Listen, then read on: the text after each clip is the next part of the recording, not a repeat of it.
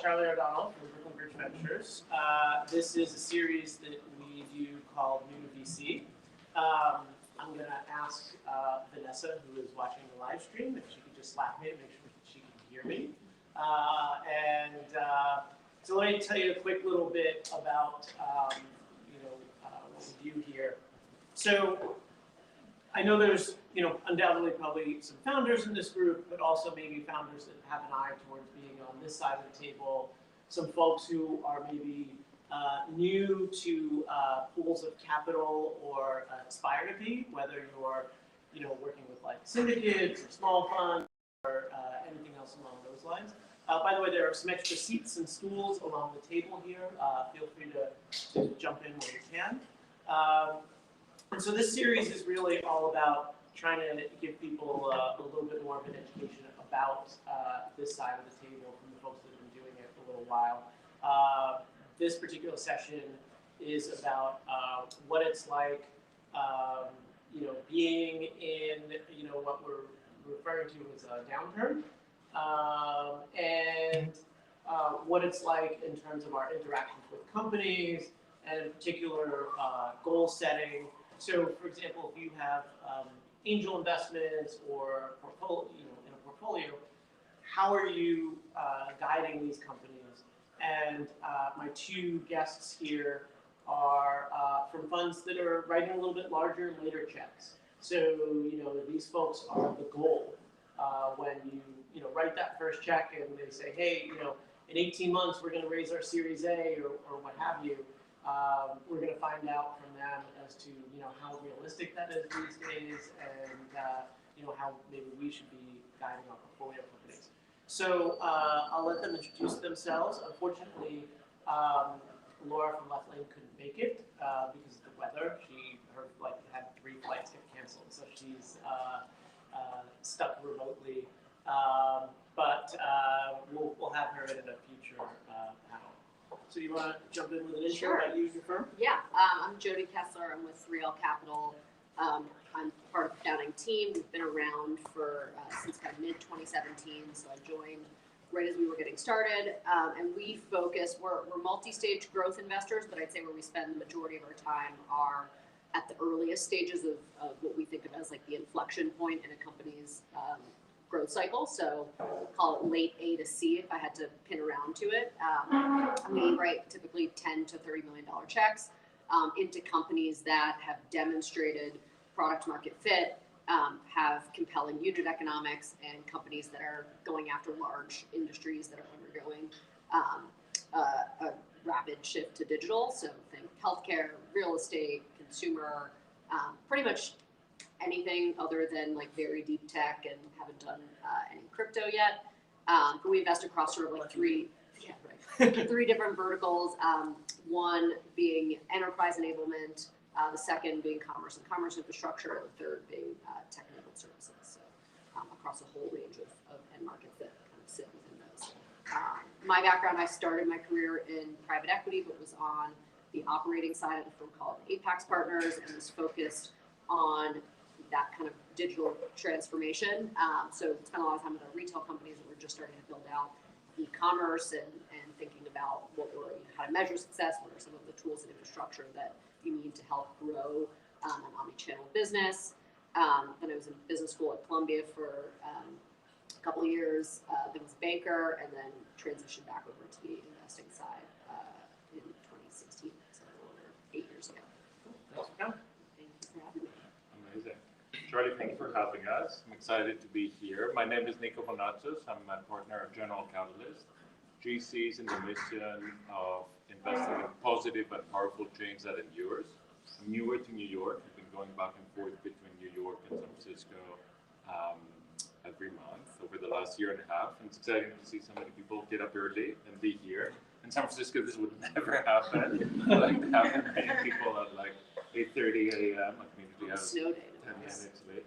Snow days, yeah. Although, there were some in LA, so who knows, may move up north.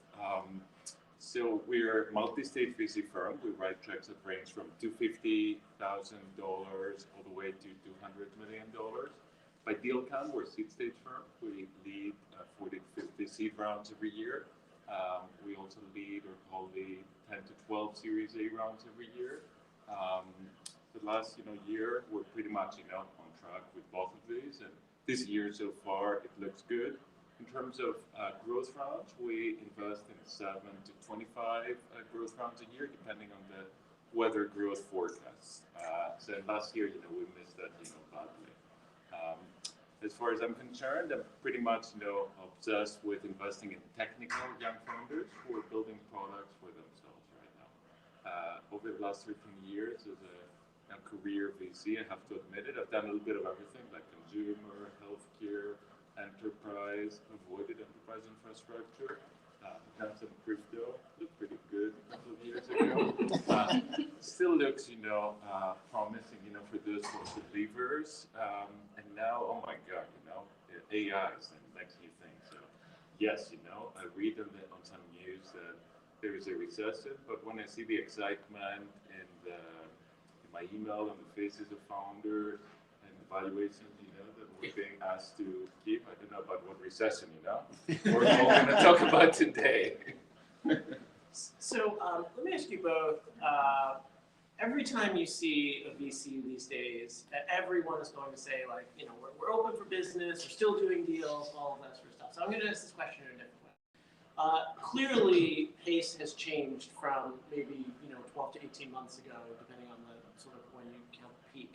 But my question is, like, how are things different at your firm in a noticeable way today versus, let's say, 2018 to 2019, right? Which was, not what people would say was, like a crazy time, but maybe sort of more normal. Would you say you are, how is it different than like normal right now? Or is there ever a normal? Yeah, very different. And in some ways the same. So we, like I mentioned, we're very focused on, finding companies that have a lot of data that we can look at that demonstrate product market fit and solid unit economics. And we always, even, going back to 2018, and then even into 21 and 22, like we always think about, like, could this be the company's last round of financing? Meaning, could this round of capital, whether it's 20 million or 40 million or 50, could it be the last round that they would ever have to raise? And not that we're always investing in that, but we like to understand how much capital it's going to take to get a company to profitability. And a lot of our early investments, we would only invest in companies that, in theory could survive on that round of capital. And then in 2021, like maybe that got a little looser and it was okay if they weren't getting to profitability, but they didn't need $300 million of capital to get to profitability. Maybe they needed an additional 30 to 50. And then we would underwrite that implied dilution. And we always think about at the growth stage, like, can this business in a base case generate a 3 to 5x return? So I think what hasn't changed is we always underwrite to that return. We will not underwrite to less, and we always want to see a path to a 10x plus in an upside scenario. But really, what's changed a lot is the multiples, right? So, they were, enterprise software probably at, 10x ARR in 2018, 2019, and probably 40x ARR in 2021 was normal. And we try and look at, what's the long-term trend of multiples when we think about a company that's exiting, and when we underwrite what we think an exit scenario is. We're always looking at what are the long-term multiples, and ideally, if it's profitable, what are the long-term EBITDA multiples? So, different firms, I think, may look at things differently. We certainly, I'm not going to say we didn't overpay for anything in 2021, but we were relatively disciplined, and I think now in today's environment, going back to, can this business get to profitability? And if we don't think it can on the round of capital that we're putting in, right now it's probably a pass for us. Gotcha. Do you think that a firm that is more like numbers and financially focused, in a sense, like, is more likely to be, doing deals now versus like a firm that is going on like gut feel or something like that? Because, for you, if you're trying to get to a 3 to 5x multiple, well, okay, so the multiples have changed, but you still have the same functional spreadsheet. And if you can get a deal done that you think gets you that return, like, you don't necessarily need to say, well, I don't know about the market right now. It's like your math just changes on both of them. Totally, yeah, and it comes back to like what's the right price for this company today. And so I think a lot of what happened in 2021 is not that people were investing in bad companies, but we were ascribing multiples to these companies that were at historic highs. And now it's a lot more about, well, sure, if this is a good company and it's got good growth metrics and solid unit economics and payback periods, what do we think the business is worth today that will generate that kind of 3 to 5x return for us? So Niko, you mentioned a couple of different verticals, and I want to morph this question about what's different today. If you're obviously today you might be excited about different verticals than you might have been excited about in like 17, 18, right? But for people who are looking at making investments, early stage investing, I mean, if you're excited about AI, like, is it too late? And isn't when people are like excited about a vertical kind of inherently almost too late? So how do you focus your timeline? Like, whatever you're excited about in 2018 is different, but aren't the companies that are getting the big valuations today the ones that the first money went in 2018 and 2019? So how do you manage that timeline? Yeah, I think that's a great question, especially for those of us in the room who are early stage investors or aspiring ones. The whole idea is, can you be 6 months to a year and a half early and then proven to be right? Some of the time, not always. The benefit of like being a genuine early investor, being awesome at all things seed investing, is you actually get to see, from the founders or the prospective founders, where they want to go and spend their time, what clusters of people are getting formed, and where they're actually, thinking about working on. So in 2017, 2018, a lot of talent, back then was consumed, with all things, fintech and crypto. There were a few, brave AI people, but most of them were on the research, side of things. So the key is, to really be tracking incredible individuals who you would back no matter what they do next. And they're the ones, who in essence serve as a real scouts for any VC firm, because they lead you to where the learning and the new trends are going to be. And of course, that whole concept, that you were saying about like multiple expansion is like a very powerful one. Like, I remember growing up in Greece at some point in the 2000s, people were earning more money from the appreciation of the real estate than what they were making from their income every year. Obviously, this didn't end up very well there, and we saw elements of that here with all things startups. So if a startup gets started in 2018, 19, very good chance that they raise a Series A, they get tagged for the Series B, and now they're like, oh my God, we're not unique, we're not exceeding budget, what are we going to do, for the next round? So it's always like a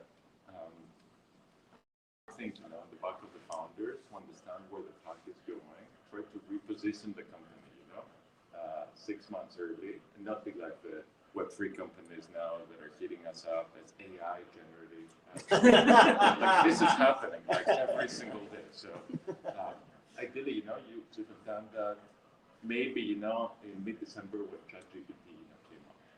This was the deadline, but ideally, like a few months before. Because if you know how to position yourself, you can go after the capital that's ready, to be deployed because it was raised for such a reason. So all of us, are products of the times that we operate. So GC before COVID in 2018, 2019, we had 1 pool of capital. Now we have 5 pools of capital. Are we investing a lot more today compared to then? Yes, we are. Are we investing a lot more today compared to a year and a half ago? No, we're not, because the number of growth investments and the size of the growth investments we're doing has come down. Are the multiples, now that we're paying lower than back then? Yes. So we all are products of the times we operate in, and we need to be cognizant of that. So if you're going after like technical founders and these areas that are relatively new, Yeah. there aren't necessarily public comps for AI companies necessarily, and in some of these companies, they're like maybe just starting to monetize a little bit, but obviously the business models are in development.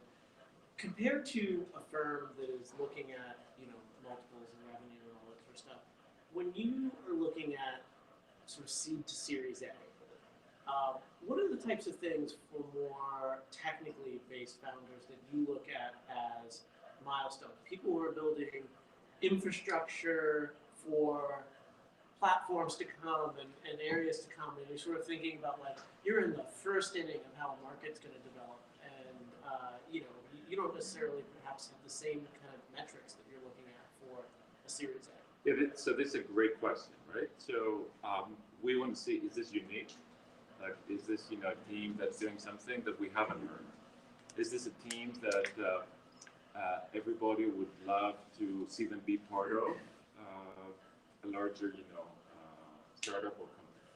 So often yes, they may not have like any revenue, so you can't really think of valuing it on the back of that. Very often the case with all these hot new technologies, but do they have like potential offers or indication of interest to get acqui-hired at a stupid price by somebody else? Third, are they unbelievable talent numbers? So like again, very smart, very savvy technical people want to work with other very smart, very savvy technical people. And I wish this was the case with all of our portfolio companies, especially the ones that I invested in. But it's not the case. You see very few companies that have leadership on the team that for some reason they're capable of attracting incredible talent. The companies that are like 2-3 stages later are unable to. So like we focus a lot on like the uniqueness of the team, the uniqueness of the product idea, and perceived category leadership as a result, right?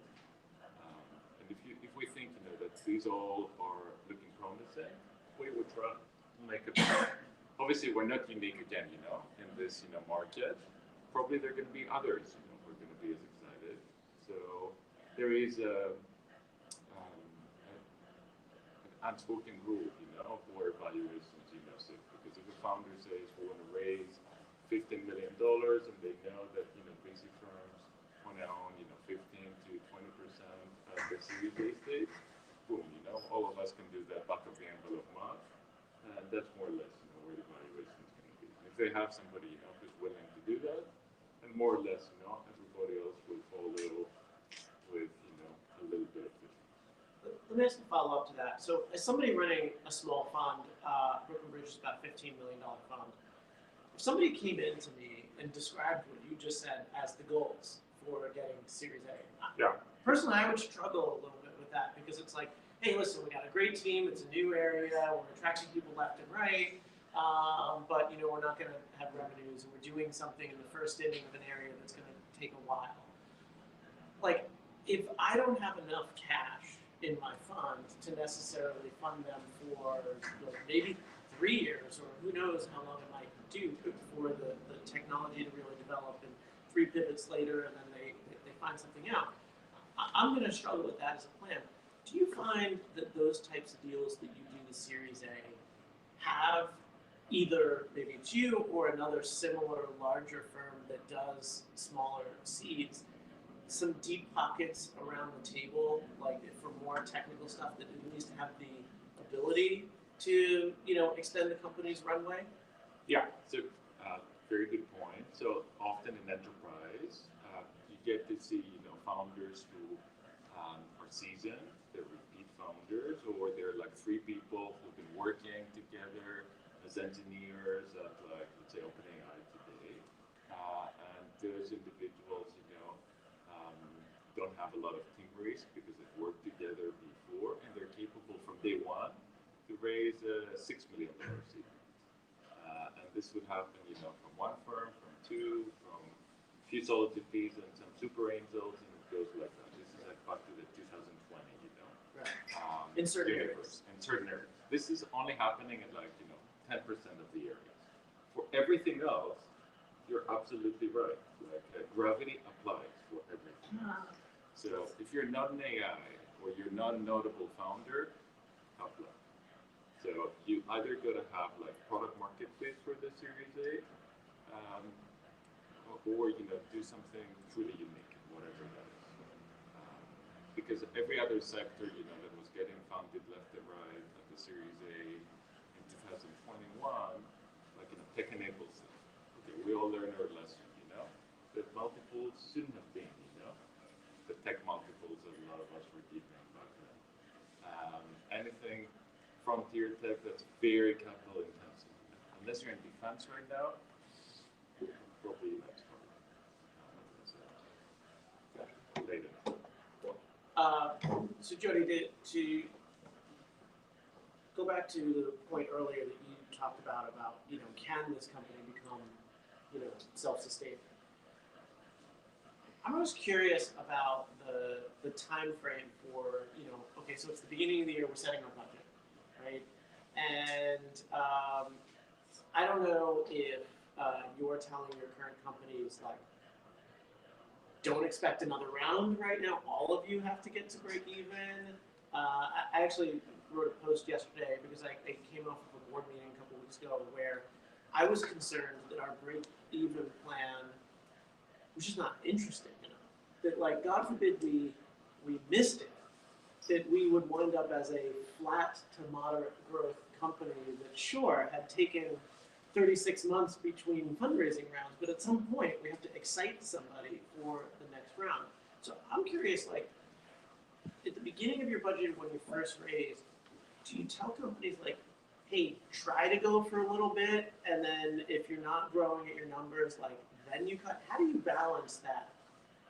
When do you turn the growth off and say, hey, listen, you might need to go into cash conservation mode, and then what's that going to do to the next round? It's going to make it a really tough company to fund down the line. This is an exercise that I think we've been doing across our entire portfolio. Usually at kind of the Series B stage, you're in the routine is that you're providing a budget in December, the board has to approve it, and it's it's figuring out what that tension is between a healthy growth rate and that might not be 100% for a Series B company in this environment. It might be 30 or 40%, and I think that'll be okay. And it's having a really good sense of I think in an ideal scenario, it's assume you're not going to be able to raise for 18 to 24 months. Assume you're not going to be able to raise this year, and let's understand the plan that and where that gets us sort of work backwards from, okay, if this is all we have, how far do we think it can get us? What does that look like in terms of growth rate and profitability? And then at that point, will this be interesting to another investor? And if the answer is 40% in this environment is still pretty good. I'd be happy for a company that's generating cash or very close to break even if they're growing, 20 to 30% for the next year. I don't think that investors are going to look poorly on that, as long as when you get to that, let's say it's a Series B company, and when we invested, they were doing 7 of ARR, and we think in order for them to raise 30 to 50 in their next round, they've got to get to 30 of ARR. What's the gap in terms of where they can get? And I think regardless, we've been encouraging our companies to take a very hard look at the cost structure of the business and cutting as deep as they can without starving the business of any sort of growth and innovation. And so pretty much all of our companies, and frankly, every company out there, did that, and it was probably anywhere from 10 to 30% of their workforce. And I think that's a healthy thing that needed to happen regardless. And then it's, okay, well, if we're not hitting our Q1 targets, what do we do to really preserve cash? And we have So reserves it's for quarterly, and that's part of my question. I think You got 3 months, yes. otherwise. Well, I think what we've done in this environment is made sure, and in some companies we do this already, and ideally, like, we have a very good, healthy, ongoing dialogue with our founders. I probably, the companies that I'm closest to, I'm probably texting with, calling every other day, but making sure that we have a set sort of monthly board call, and then, in addition to kind of the quarterly board meeting, to make sure that we are really just in control of our fates. Because what you don't want to do, and when every company put their budget in front of us this year, I said, this is not the year to surprise to the downside. I think that always the case is you present a board plan and companies miss by 20%, and that's fine because everyone misses their budget. This was not the year to do that, and so just making sure that we have a really good handle on ongoing cash needs, and if we think we are going to need to raise money, like, start those conversations now and have dialogue with folks that maybe looked at the last round or that you have a good relationship with, because if you have to raise in this environment, it's gonna take a while. So I'll offer this up to both of you. How opportunistic are you guys being in terms of, there are companies probably that anybody here with a portfolio have that we say, hey, this is a solid company, but we definitely got over our skis on our last round. We have a company that's like growing, but the last round was a Series A at a post of 100, and we know we're not getting that. And there's all sorts of questions about how VCs don't want to do down rounds, and they don't want to mess up the cap table or all of that sort of stuff. Where there might be some instances where you're like, there's a bridge or something where you're just like, it's just not quite there, but if I could, pad off the last round. Have you guys looked at those types of rounds, and what's the reason why it might be interesting, or is there a reason why you like on the win for it? We're looking at tons of those. I think, this is a great opportunity. There are tons of them out there. Yeah, I have I see a term sheet every day that's like, not just a down round, but like a 50% down round with a heavy liquidation preference. I think for stuff that's in our portfolio, it's a really good time to be aggressive for companies that you think are really great companies, and it's an opportunity to go to management and work with them, and really just, I think about it as aligning incentives appropriately, right? Like, maybe with the last round, a little bit overpriced, a lot overpriced. This is a really good time to reset what that looks like. And I think a lot of founders would rather that than have to go out to market and raise from people who maybe don't know the companies. And I think what we saw a lot in 2022 was that good companies, there weren't a ton of great companies in market because great companies were getting funded by insiders that saw the opportunity and wanted to double down and lower their cost basis. And so we're looking at tons of those. So those companies might be coming out. So I think we're starting to see, at least at the growth stage, I think quality has started to improve like pretty dramatically. Like we did 2 deals all of last year. We did 13 in 2021. So the pace had slowed, and it wasn't because we didn't want to deploy capital. The bar was higher, and the quality was generally lower. And so I think now we're starting to see those companies that maybe raised in 2021, spent a little too much, but are still really good companies. And I think founders are seeing the writing on the wall that, like, it's really hard to build $1 billion company. And so there's a lot of restructuring, cap table, and I think that down round is, it might have been like a dirty word last year, but it's pretty common now. And the question as a founder, like, for an investor that's coming in that needs to hit a threshold return, there are a million ways you can structure something, whether it's a down round, whether it's a note with a coupon, and it's just figuring out like what's the best way to align everyone on the cap table, from management, to existing owners and for new shareholders. Are you guys being opportunistic in those types of scenarios, possibly doing down rounds, or just for you as an investor, like, is it just easier to go find a new company in a new space and not have to deal with all the hair on that, or would you actually look at something where you say, hey, this is still a fundamentally good company, but we got to fix your cap table? I think you make it sound easy, so yeah, please sign me up. If you have any of these portfolio companies, and Jody, as I was hearing you saying, you want to be the last $40 million investing in, it never rates again, they always exceed plans. It sounds amazing. Yeah, So great. I want to thank you. And when LPs ask me, what's your favorite portfolio company? I'm like, the one we just invested in. We haven't had the first board meeting. So ask me in a month. But joking aside, yes, it's always easier to invest in somebody new in a new space because you have the excitement, the optimism. There's no baggage, along the lines of what we've been discussing here. And if they have product market fit, boom, we're off to the races. That's something that we at GC have all tried to be very aware of. And in 2022, we did a lot of the legwork to work with our portfolio and prepare also ourselves emotionally so that we can have, the bandwidth to make new investments this year. Because this is a difficult year. So last year we did what you exactly said.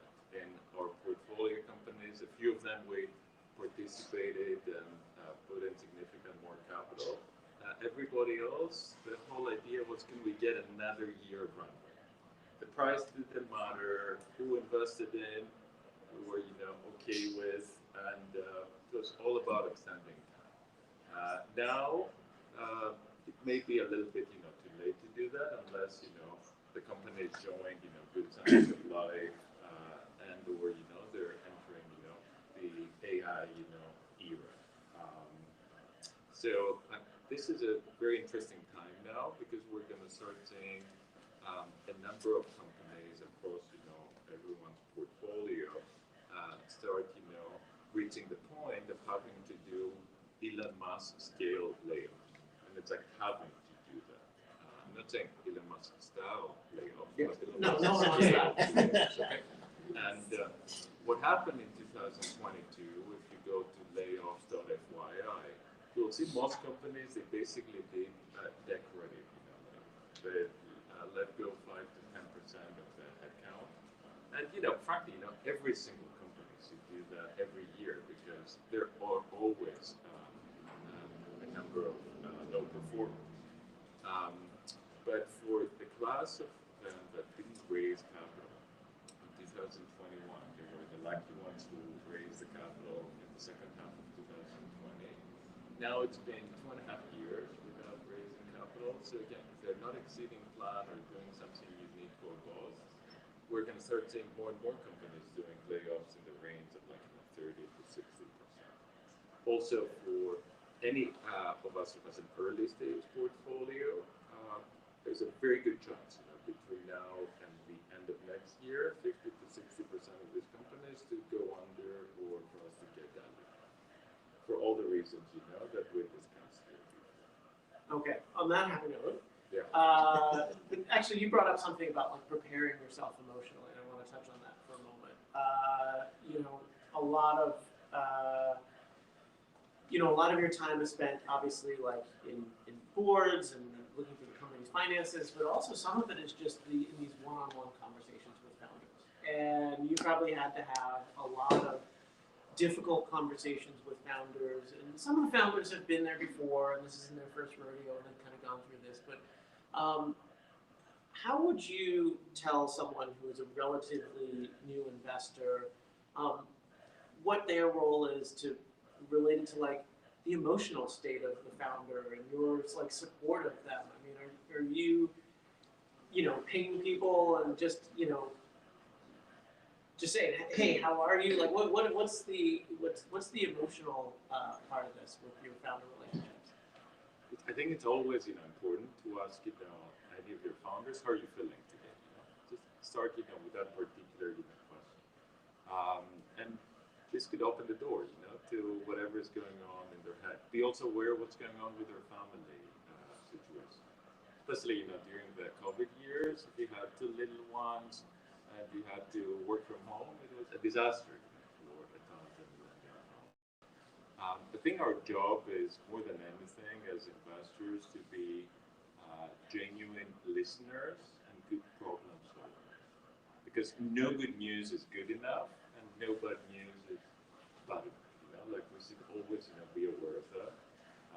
When you're a founder running a startup, there is always something very tricky going on. My co-founder's gonna quit, we're getting sued, somebody's sleeping with somebody, we're losing our biggest customer, our competitor raised $1 gazillion, you need to, be there for them.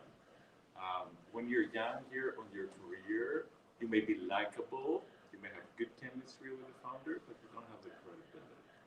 So what I learned, to do for a number of years was to actually try to deliver that message through personal code, through one of my other awesome partners, or from a CEO mentor, that particular company founder was connected to through us.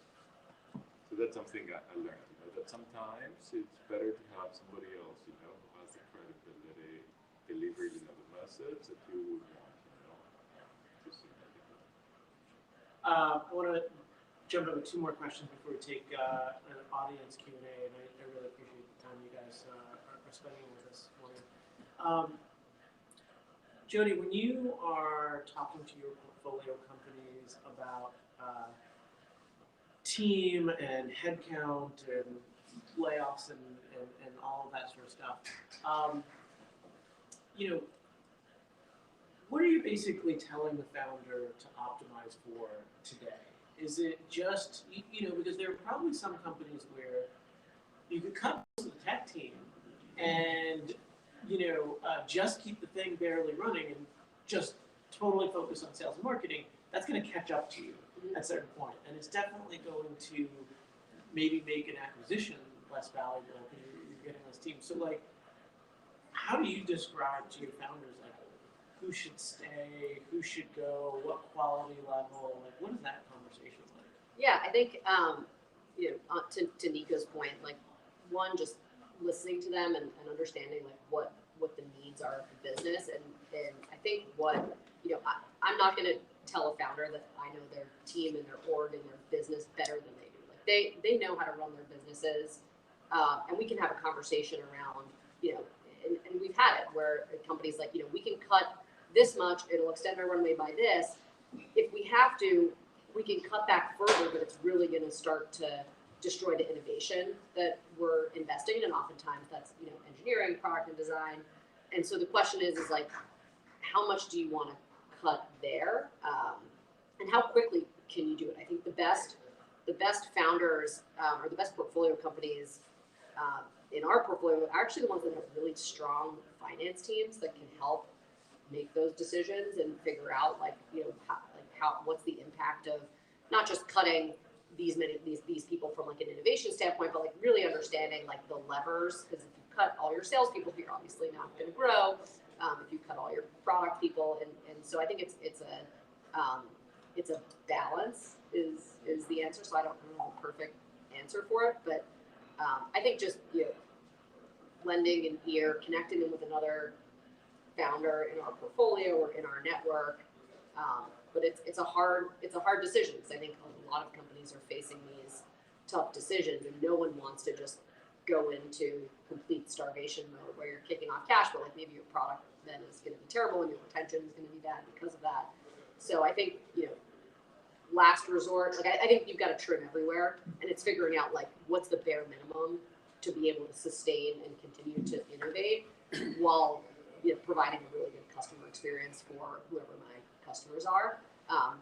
And where we're seeing companies is really just take their foot off the gas on whatever is the least efficient growth lever. So some companies have many, some companies have one, but it's really just cutting back on, hey, let's live off 15 or 20% growth, but let's make sure that our retention is world class and that we're really mitigating churn and that we're making the right investments in product to keep those customers around. Because the next investor, sure, maybe they're not interested by 15 or 20% growth, but they will be interested in in a product that is really providing a great solution to a problem and is demonstrating really strong payback, really strong retention. And I think that's going to be a lot more important than how fast you're growing. So I think we're just seeing the pullback on let's cut the growth engine, keep the innovation engine as long as we can. Okay, so if I have a portfolio company that I would like to get in front of you at some point, maybe later this year, right? We're going to need to raise, and I've there's all sorts of rumors in the market of it's going to take you 36 months to fundraise. It's going to take you 10 years to fundraise in this market. I mean, what's the right cadence and time period for? Let's just call it like September raise. So, fall raise. I got to have money in the bank sort of before the end of the year. I'm raising a Series A. Maybe my seed was a little bit rich, but still pretty good company, like good numbers, solid numbers for the time period. When and how am I reaching out to both of you? And I understand you might have different personal preferences. Yeah, I personally like to meet companies like well before they're at our stage. One, to just get to know the founder, their work style, understand sort of the industry dynamics, understand, like, give me time to do. I think the big difference between 2021 and now is that people are getting term sheets in like 24 hours, and now it's much more like investors want to take time to get to know a space, watch a founder execute. We're going to talk about what your plan is in revenue this year in March. In September, ideally, you're not like way behind that on some of the metrics. And so But aren't you super busy? You just told me like you're doing monthly board meetings, texting your founders every other day.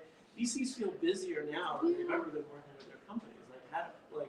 You still have time to take a meeting with somebody who might not be raising I until think October? a 30-minute meeting Okay. is not a tremendous amount of time to be able to get to know somebody. And I think it's I probably right now I'm probably spending 70% with existing companies and 30% on new stuff. Like, the pacing is still slower than it was. And so I think even if it's a month from now, or setting time to talk to somebody in 3 weeks, like most VCs have. I mean, it's our jobs, right? Right. That's always been a part of our job, is to meet companies. And ideally, I'm not meeting you when you're raising your Series B for the first time, because then I'm playing from behind. Right. September raise. When am I reaching out? Anytime. We reach out to companies all the time. So we reach out. I personally reach out to 5 to 10 founders every week. That's part of how we learn, right?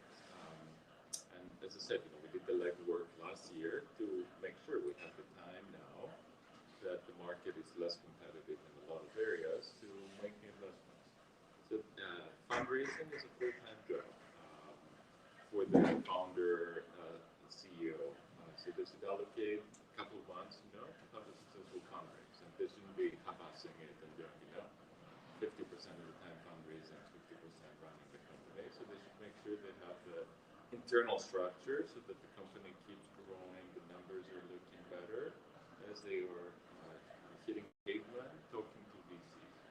So you can think about it, in 2 ways. Either you can be very organized because your space and your metrics are going to look good in September to do what I said, the 2 months process, or you're not sure, that you're going to get there, and you want to get feedback from investors early. So if you want to do that, this is good that you're willing, to expose yourself, but at the same time, never forget that, when you're meeting an investor, yes, you're building a relationship, but at the same time, they're evaluating.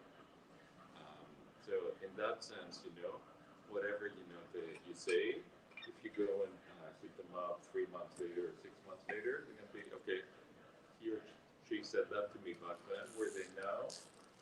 They're nowhere near, where they were saying. That is not as interesting. So that's something you need to have in your mind. So on the outreach question, and then those of you get ready to raise your hands if you have a question. Sometimes when I hear from bigger funds that have the ability to write bigger checks, the outreach, and I'm not saying for you specifically, but it's hi. Please say if it's from me specifically. But it's hi, I'm so and so, junior MBA associate person. Niko is CC'd, and I work with big important partner at firm X. Would love to talk to you. And from one sense, the founder's worried about, okay, like, I'm obviously very busy. I have to prioritize my time. I want to be as high up the food chain as I can be in talking to this fund, but I'm getting outreach from a team of analysts and junior folks or whatever. And I'm like, oh, is is this really Niko caring about this deal, or is this some like, fake email address kind of thing on this like CC? No, not fake, but like, I know that I've gotten outreach from some of my portfolio companies where I'm like, I'm pretty sure the associate is reaching out to a whole bunch of people, and I'm not totally clear that this is a signal that like Niko specifically is involved. Importing all of France Right. based on Yeah, Salesforce. yeah, exactly. Let's claim I was the first one to reach out. Yeah. It's like amazing. Exactly. And so both from the perspective of like in our portfolio, like should we be telling our portfolio companies to take those calls, but also from some of the folks in the audience who are that associate who know that like people don't want to talk to me, they want to talk to Niko. Like, how do I play that on? Like, should I take those seriously? Is it a good spend of time? I mean, look, I grew up in the industry like yourself, right? Like so, and I grew up in the industry in SF at the time that Paul Brown wrote that blog post. Did not talk to associates, it still exists. So I do remember in 2011, alongside my awesome partner at the time, Chris Farmer, who were responsible for talking to a lot of the YC companies in that class in the summer.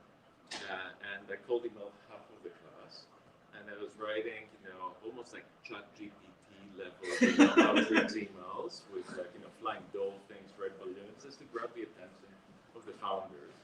To the extent that like, Paul Graham and like a couple of other partners were really outraged.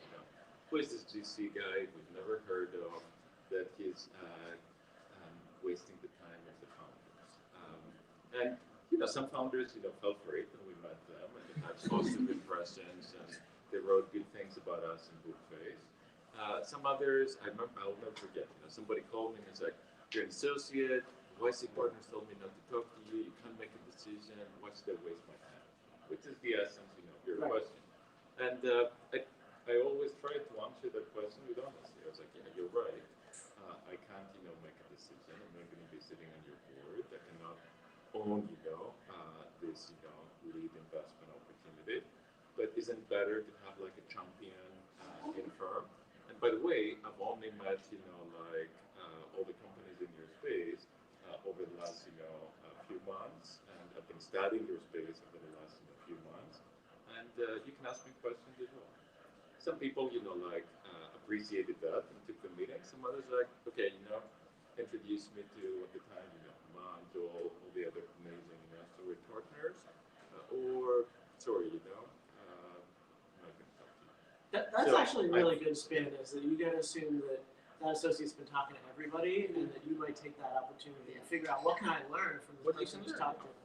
So we want our entire team to have like a prepared mind as they're walking into a meeting. And yes, sometimes the outreach may sound ridiculous. When I see that, I cringe even from our firm.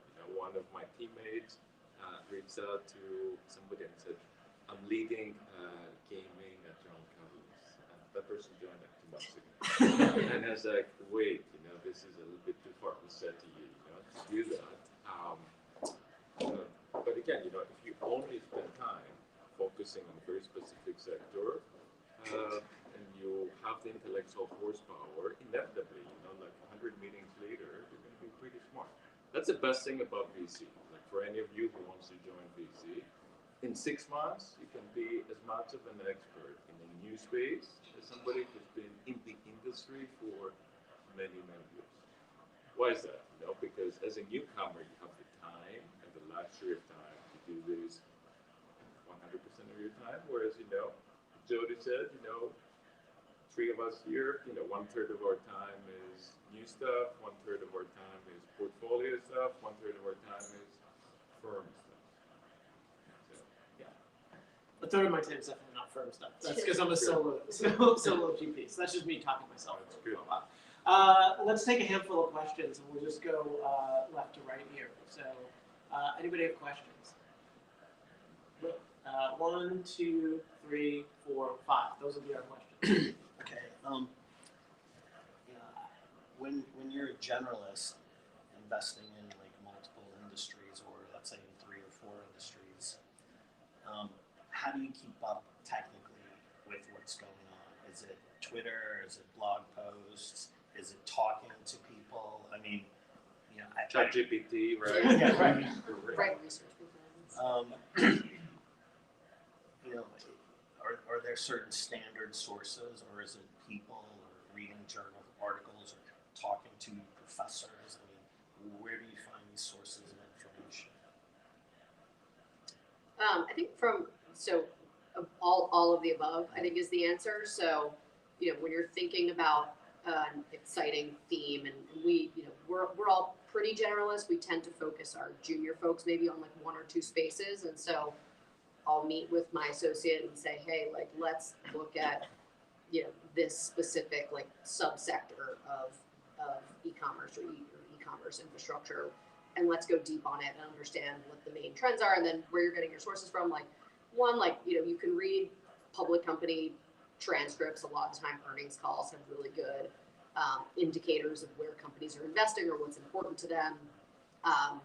You know, first party and third party research. So either starting to reach out to all the companies in the space that are doing something interesting.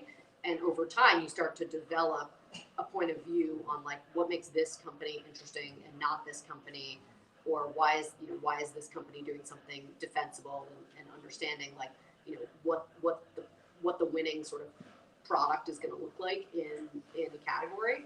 And there's all sorts of, you know, expert networks, whether it's at TGIS or GLG, where you can, you know, talk to people in the space who either are working at these companies or have looked at investing in certain categories. And so I think it's just, it can take a while. I think it's hard to become like an expert in something in 6 months, but I think the more you spend time meeting companies and talking to people in the space, it'll come naturally and you'll develop a real point of view. And then when you see great in that space, you'll be able to move really quickly. And I think that'll be and it could take 18 months. And we've done that when we've spent 18 months looking at a sector before we actually make an investment. So. I'll jump in with a quick answer to that. And then, I always think back to in 2007, about 9-ish months after it launched, I helped put Twitter on the radar to Union Square Ventures. I had previously worked as their first analyst, and I wound up talking to Fred about like what was going on at South by Southwest at the time in 2007. And it was like somehow I wound up like in the Twitter book, like, and it was like, you know, that whole email conversation, which I'd forgotten about years later, and then somebody sort of resurfaced it. There's nothing today where 9 months after something launched, anyone could get credit for introducing it to VCs. Like the time periods have just shrank so much. I mean, what was it, like 5 days from ChatGPT to 1 million users, right? So you have to be so much earlier and so focused. I mean, one of the things I think about now is like when I was starting out in venture, how often it would be that I was like one of the first users of something or all this sort of stuff. And now it's just like infinitely harder. Where I find that I think is your best bet is to lean into whatever medium you feel most comfortable about, right? So you could say, well, you know, maybe you should like talk to founders and all that sort of stuff. Well, maybe you're just like not an extrovert, right? And maybe you're much better as a researcher and you want to, you know, do white papers on a topic, and putting a white paper out there gets a whole bunch of inbound on, you know, or, you know, let's say you're like really into small group dinners, then fine. Like, you know, put 6-7 people around the table and go ask, you know, I don't know, Just Ones to sponsor it, or you know, or Republic. Like Republic, thank you very much for hosting us in your space. So like, I think like whatever you're going to do as your inroad into a space, just make it something that like you actually like doing it. It's repeatable, it's reasonable, and you'll be better off than somebody who is trying to write the AI newsletter but just hates writing. And you're just never going to get enough newsletters out, and you know you're going to fall off at some point. Right, or maybe you don't like AI. Like, Right, I think whatever you're interested in, like you have to have a genuine interest in curiosity and learning about whatever. Like there are certain investments that we make in categories that like I'm not personally interested in, and so it'll be really hard for me to ever like spend the time, get the reps to like want to become an expert in that, and I'd rather leave that to my partners who really enjoy that. So there's a question back here somewhere. Yeah. What specific subsectors or themes are you interested in right now? And how's your sourcing changed around? So Niko, you want to jump in with sectors? Yeah, so I'm very focused on investing in technical young founders who are building products for themselves. So over the last year and a half, I'm pretty militaristic with my calendar, and I'm meeting Zennials who are 10 years pretty much, exclusively for projects that I would like to lead. If they have product market fit, we would consider the Series A. If they don't, we would do pre-seed or seed. Anything else outside of this bucket, I would introduce one of my other, awesome, partners. So the universe of people who have emerged as the nodes in that world is different, especially in a post-COVID environment, because the bulk of the talent pool only came online over the last few years. The oldest Gen Zers today are 26, or soon to be 27 years old. So the individuals that they're following, or they have taken, some very small, pre-seed money from, but a different cast of characters than those, that we were, engaged with in the past. That's one of the beauties of the industry. If you join today as a new VC, whoever you think is the top firms, today, in 4 years from today, there's a very good chance it's going to be a different cast of characters. So there's no silver bullet when it comes to sourcing. Yes, we can sit back, rely on our reputation, and for the next couple of years we'll be good. But third year, I guarantee you we're not going to be good. So we play offense. Like I personally email myself, 5 to 10 founders every week, because they are doing something that I care about. Or I met Jody and Charlie. They told me that they're doing something really interesting in the areas that I care about. So I reach out. Then every time I meet a founder, I would often ask them, hey, what are some products that you really look up to? What are some other founders or mentors that you have as you're building the business that you're comparing notes with? And, I meet 10 to 15 companies every week. At the end of the week, on the weekend, I have a to-do list with like a few names that I hadn't heard of before. And I go and look them up, and if they're doing something interesting, I reach out. So we do, the community events that Charlie, was talking about before, with small groups of people that we want to get closer to. We have in that particular, segment, Bradcraft Ventures, which is like an awesome student-led run VC firm that we're backing, and they have presence in 12 campuses. We do surveys with all of their members, and we reach out to a ton of people in all these campuses. So it's many things. CRM of choice, or Google Sheets, or something more complex? Our folks like Notion, quite a bit. And then the Google stuff is also pretty good. Okay. Yeah. Over here. Sure. This may not be applicable to this conversation, but my question was, like, in impact investing, like, how do you, I don't know if you do any impact investing, but if you would, what kind of returns are you looking for, and what kind of impact are you looking for, and maybe even Charlie, like, you invest in Kibo, I believe. Yeah. And what were you hoping to see from that? Money. Yeah. No, I'm dead serious. So it's Kibo is a company where Ope, who's one of the co-founders, is here, and then she has key team members in Nigeria. And so while I am, focused on backing companies here, I've known Ope for a few years. And when I look at educating people with real technical degrees that are accredited by U.S. universities in that market, if you look at the expected population size and middle class growth in Africa, this is a unique opportunity for me, who focuses on New York-based companies, to get the wind at my back of the demographics in those places. So I don't look at that. That's not a charitable bet. That's not an impact bet. That's like that's a big fucking market. There's going to be a lot of people looking for American, university accredited computer science degrees who are going to be, really amazing from a talent and workforce perspective.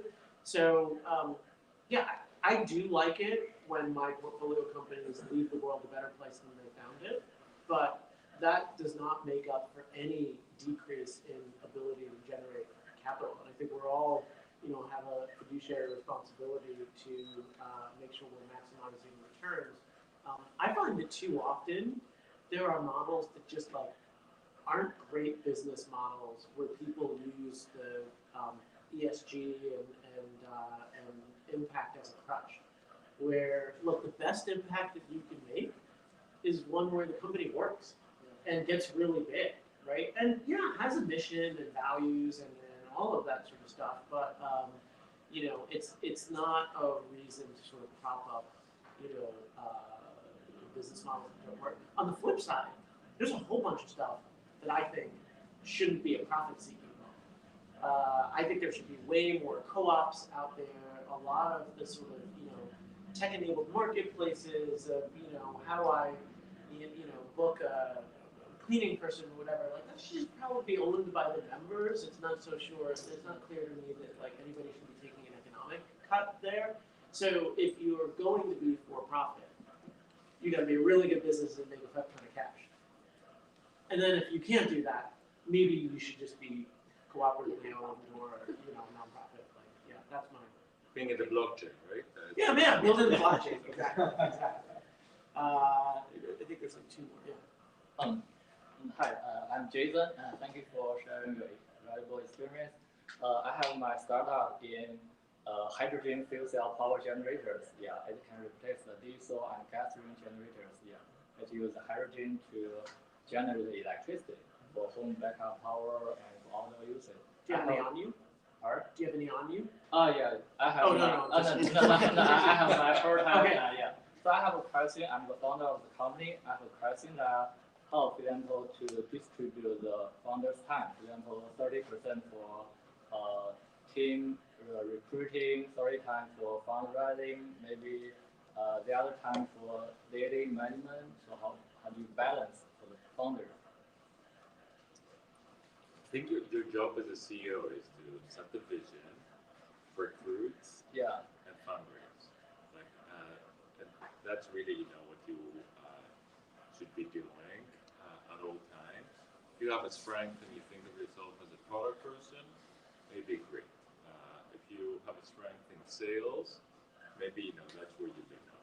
But in my mind, the three jobs of a CEO is set the vision for everyone, internally and externally. Raise the capital for the company to be able to have the time to execute, and then thirdly, recruit the best team that they can make it happen. And ideally, if you are contributing as an individual contributor, as a founder, which you'll do at first because you just don't have a good team, the quicker you can get that off your plate, the better.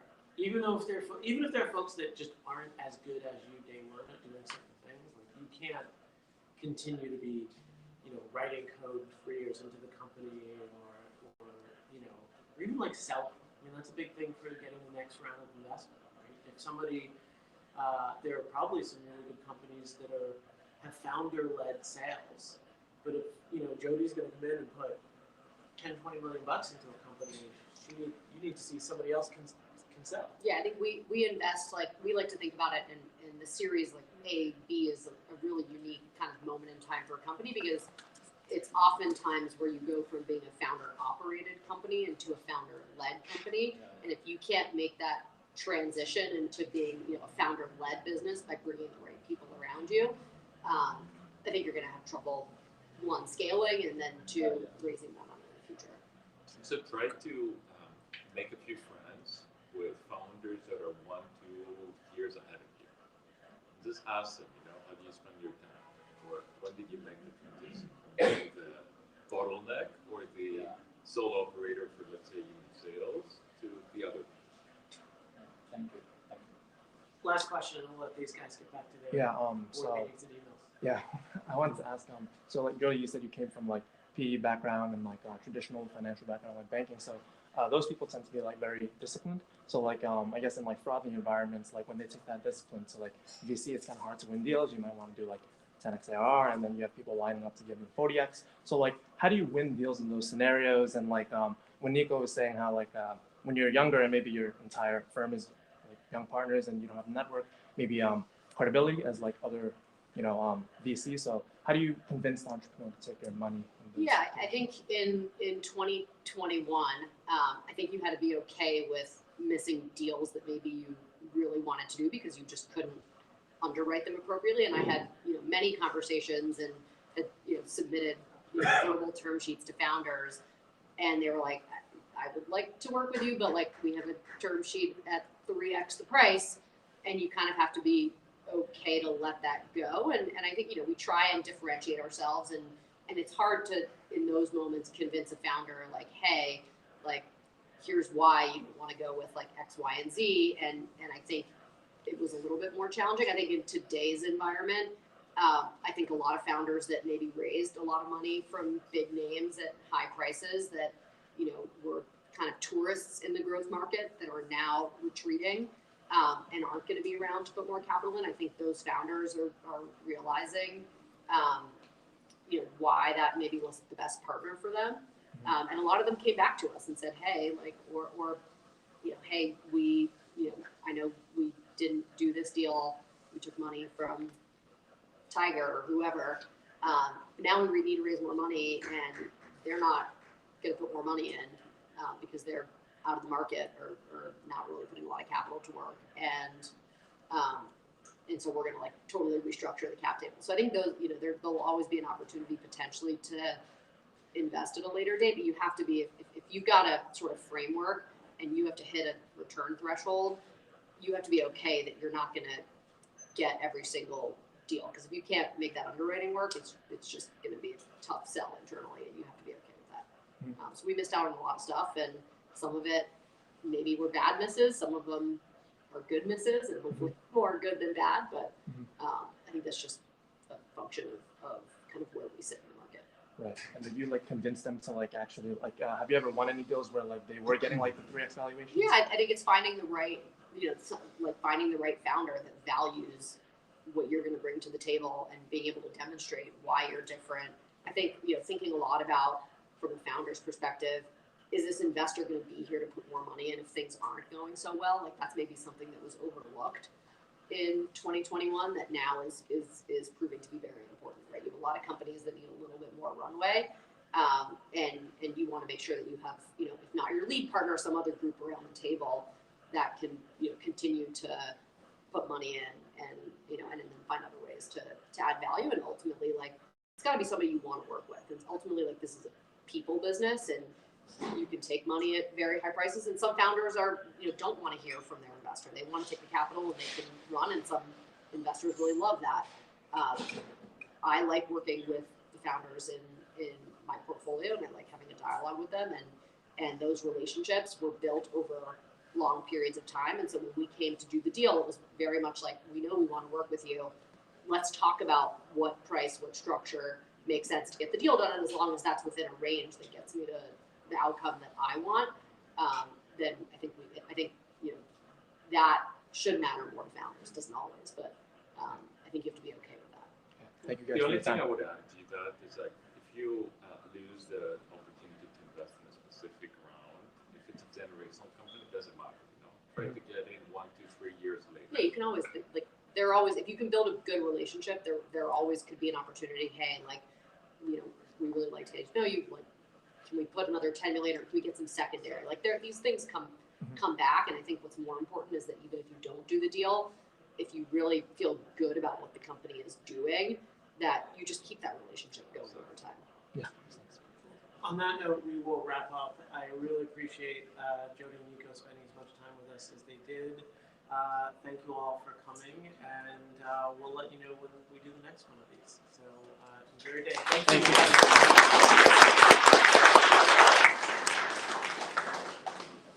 Charlie, thank you.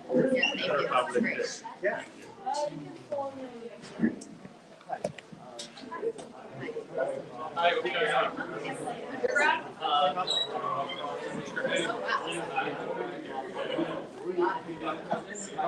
Okay,